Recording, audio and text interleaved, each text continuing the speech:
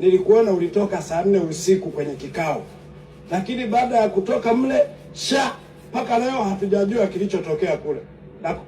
Natanguliza maneno haya ili uyajue. Mtashika shilingi leo. Mpira wa Simba na Yanga, timu ya Simba na Yanga kwenye nchi hii ndio burudani pekee iliyobaki kwa watu wote.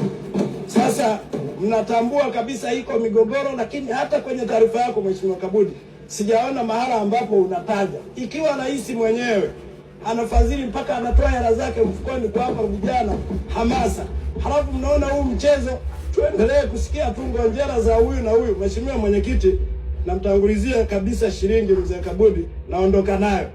Kama utakuja na taarifa sahihi ulichokisikia kieleze, hili ndio bunge la wananchi.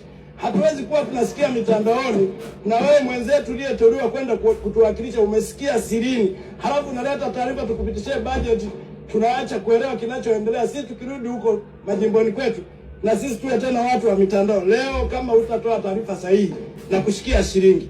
Mheshimiwa Mwenyekiti,